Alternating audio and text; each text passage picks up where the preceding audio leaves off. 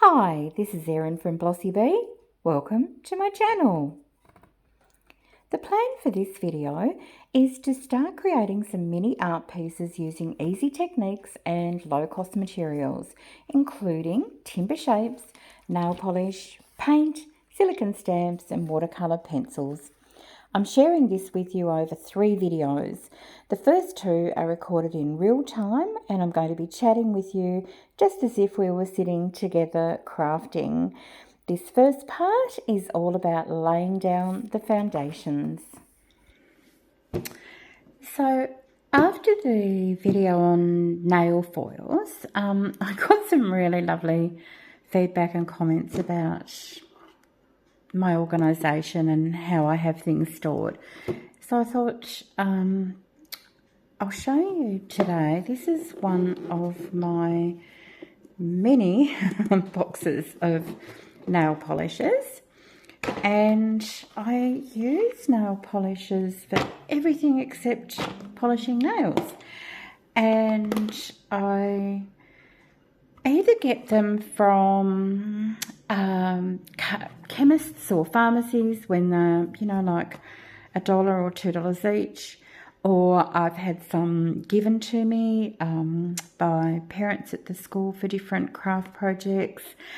Friends have given them to me, and they just accumulate, and if you look after them, you've got them for years. So I tend to this brand here, which is the Ultra 3, that's one of our sort of pharmacy brands here in Australia, and these have, beautiful jeweled colours, but they also come in, glitters and sparkles and the silver sheen. These ones are the CoverGirl range, and I really like these because they also come in beautiful jeweled colours, and yeah, obviously they need a good shake, but you get lots of different effects. This brand, which is called She, I'll just give these to a shake. These are super cute. See how they have lots of little things inside of them? So that's got like a glitter in it already. And the same with this brand. So these are Sinful Colours, and I'll shake that one up and show you. So they already have inclusions in them too. And then the other brand that we get a lot here is Colour by TBN. And so I always make sure I've got, the clears in those. But they also do some really fun effects as well. So I thought I'd just show you how I keep them stored. And now I'll show you what I'm going to be doing with them today. So I've got these just square timber pieces which I've used in that foiling video. And they come in, these ones just come in 2 different sizes. And what we're going to do is just swatch a couple of the nail polishes onto here. So I've picked out a couple that I think might work today.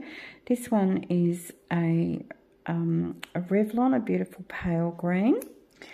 And then we've got this one, which is a holographic nail colour Spectrum,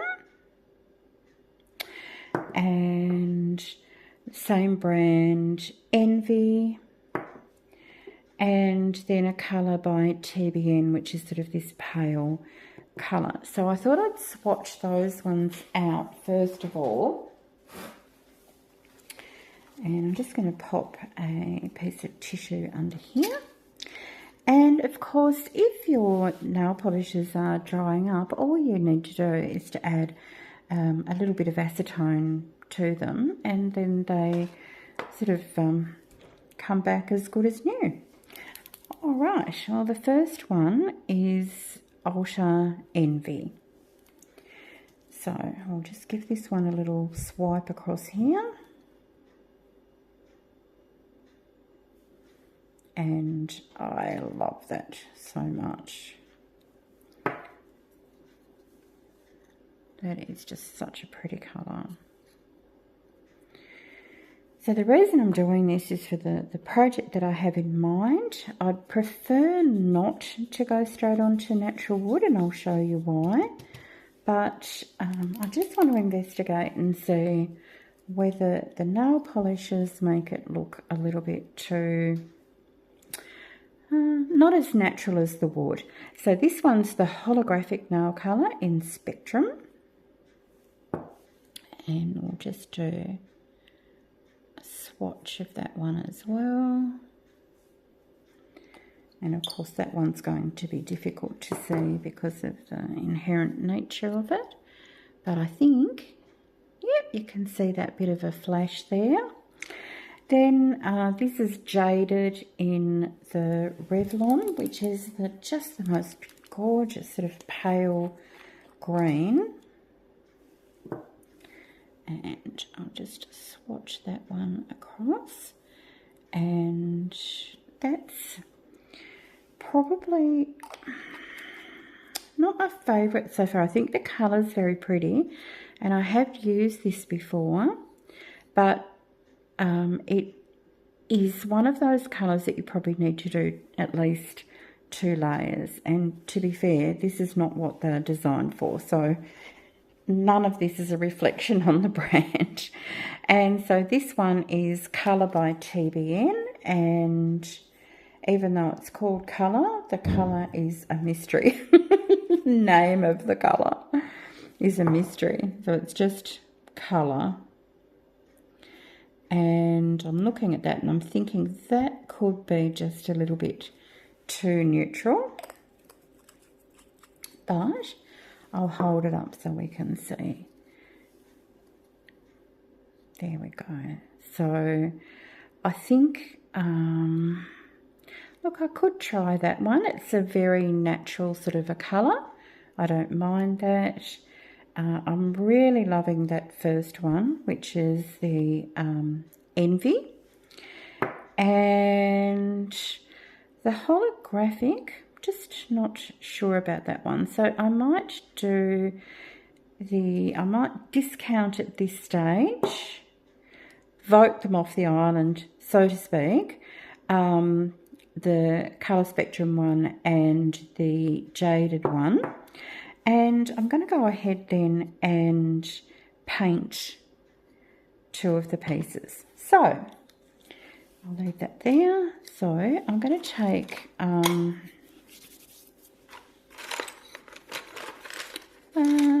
actually I'll just do 1 each because I was really going to try and do pendants today. So we'll do one with this Envy colour. One of the deadly sins, isn't it, envy?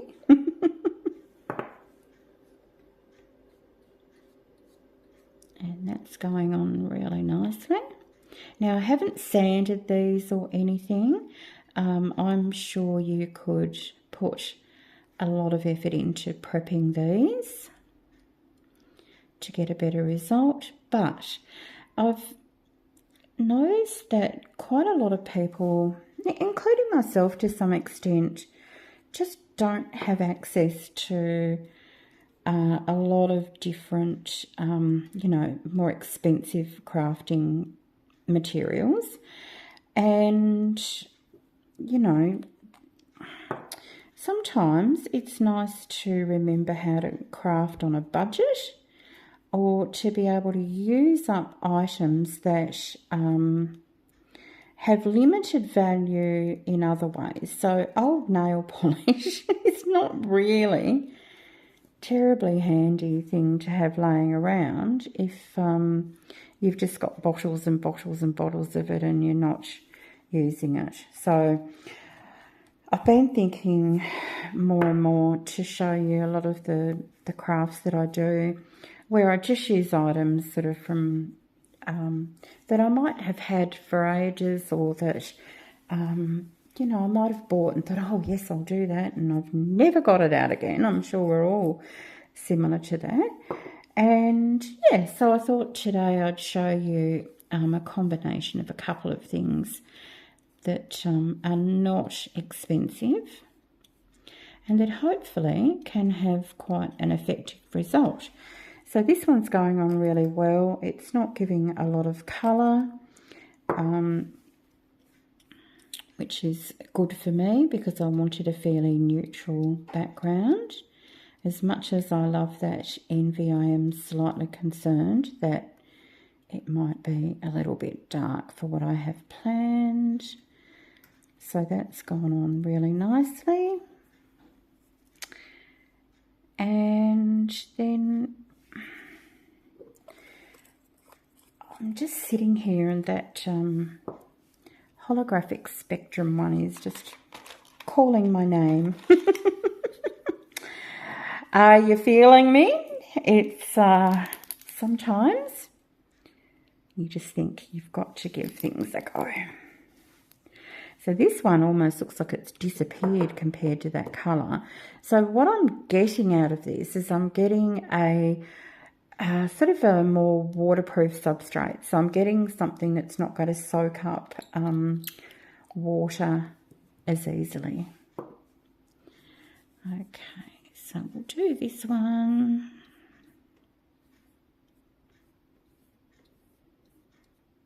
This might just be a bit too fancy, but we'll give it a go. I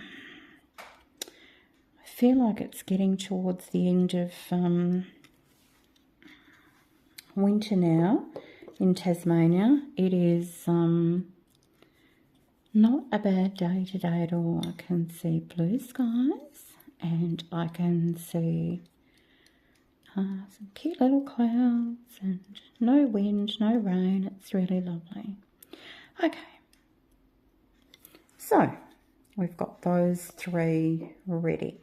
Now, to add a fourth option into this mix, I'll just move these ones back a little bit. And then I'll get another tissue. And then I just wanted to show you. So this is just it's a velvet matte paint, and it's a Jo Sonia, and Jo Sonia is available in, you know, I see them everywhere. They're a really good acrylic paint, and this one is a smoked pearl. So I'm just going to give that a shake, and we'll pop another one out for this one. And there we go. Now, whenever I'm using paints, I have learnt the hard way that often, I don't know what it's called. In my head, I think of it as paint juice. It's not. I'm absolutely certain that is not a phrase that is bandied around in the artist's world, but sometimes you get like a clear liquid, which isn't probably, you know, part of the binder or something. So I usually just give a little bit of a squirt first to get rid of anything like that, and then I'll just pop a bit on like that. And I chose this colour, this smoked pearl, because it's a very neutral sort of a colour. And I was going to use that brush, but I'm just thinking I might just use my finger. I hope I don't freak anybody out, but it's often just faster and more effective to get in there and get that done. Okay, so I've got way too much on there. I'll just squish a bit off onto the side.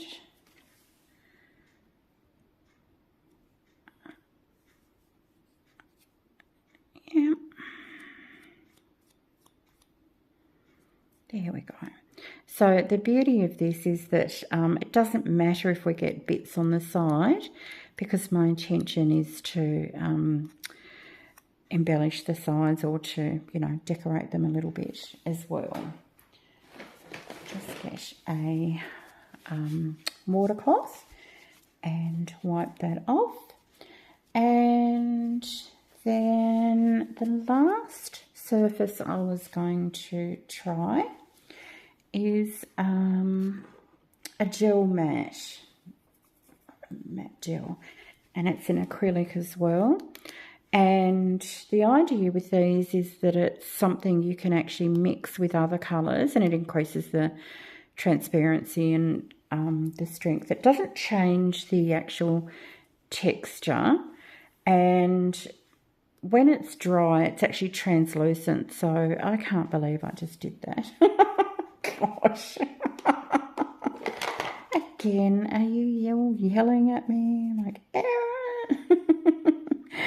so I'm going to do this one here. So give it a little shake again, which I think I did. And I'm going to pop a little bit out just to see what comes out. And perfect.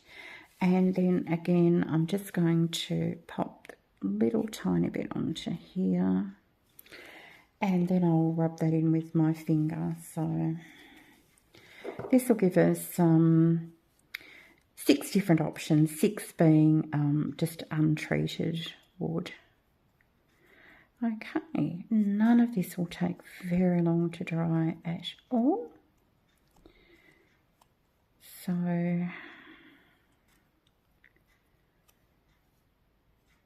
yep, that's all on. Perfect. Okay, so I'll line up everything I've used so that I don't forget. So we've got the nail polish in Envy. Then we have got the nail polish in Unknown. Then we've got the holographic nail polish. Then we have the Jo Sonja's Smoked Pearl acrylic paint, which I'll pop there. And then we've got the PBO. Probably some of you will know this brand from, if you watch amazing artists like Leah Dia Designs, she will have often the PBO outline markers. So yeah, don't need that anymore. And just for a bit of fun, I might paint over that last one with our swatches. Might as well use it. So what are we going to do? Going back over to my nail polishes, and we might go, what about this one? We'll see. This could be actually a little bit too translucent from memory. Let's have a look, because I'm not sure if it's got a colour in there as well as the glitter. I think I'm probably safer going with a solid colour. So I'll use this Sinful Colours, and this one is called Copper Pot. And we'll do this one over here. I can already see that one's dry. And that one's dry. And I'm sure these ones wouldn't be far behind. So let's see if we can get a decent coverage on this one.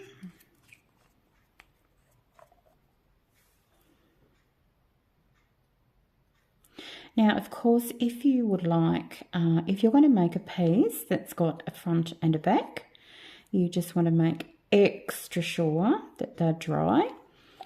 Just, you know, wander away and have a cup of hot chocolate or a glass of water or something, and then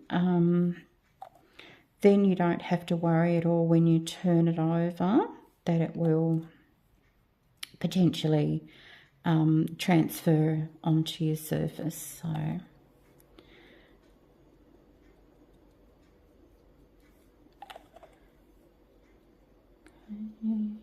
I've used this one a lot, I know, because I just find this colour is quite captivating. So one of the things I've used nail polishes for in the past is that I've decorated rocks for years and years and years and years and years. So I started off decorating rocks with a mission when I started doing duty in one of our early childhood play areas, and there was a substantial sand pit, and the kids would just dig and dig and dig and build, and then sometimes they would find things, and it didn't have to be much. It could be a bottle cap or a feather or just anything little, and they would be so excited. And so I started thinking, I wonder what would happen if I started, just popping some little treasures in there. And so what I would do is I would take little pebbles from the side of our driveway and I would just paint them. It wasn't very fancy to start off with at all, and I would just literally coat them with, this colour or gold or silver. And then when I knew I was going to be on duty, I'd either go out and, pop a few in the ground, or if I didn't have time, I would just literally sit on the side of the sand pit at one stage and just, sneak them into the sand. And then, of course, you get to see the just utter delight when the kids find something, anything. They're not fussy, but these little treasures made them very happy. So that's how I started doing them. And then one day, one of the students said to me, "Oh, my family does that, and we put them on a Facebook group, and we write the name of the Facebook group on the back so people can actually find them, photograph what they've found and share it. And then, the person who created the rock can say, oh, that was my design, and people can share where they've dropped them. That's what we call it, a rock drop. So you'd decorate rocks and you'd go to a park. And so, when I started doing that, though, I very quickly discovered that most groups like that do have very strict rules, and with very good reason too, that I totally support. And that is that you should not have anything on the rock that could actually chip off or enter the environment. So, for example, rhinestones or glitter and things like that. So when I do use nail polish on rocks now, it is pretty much always when I'm going to give it to someone. So I might have, a friend that's got a child that's crazy about unicorns. So I might decorate a rock with a unicorn on it for them. And I'm happy to go mad with glitter and nail polishes and rhinestones, whatever I can squeeze onto that rock for maximum prettiness. And then, they can choose to, they normally keep it. They would keep it inside as a decoration. They wouldn't go outside. So, yeah, that's how I ended up probably with so many nail polishes to start off with. And that's a little bit of the evolution of my rock painting journey, which I will share more of, because it's still a very big obsession of mine, and I love doing it. And I love the fact that when I do rock drops, that there's just kids that I'll never even know if these rocks get found or not. But I know if they do, they'll make some little person extremely happy. And that's like a little treasure, isn't it? And we all like finding treasure. So that's the end of part 1 of this series of 3 videos. Thank you so much for watching. If you would like to now watch part 2, we're going to go ahead and use silicone stamps and watercolour pencils to start decorating these mini pieces of art. I'll see you over at the next video. Bye for now.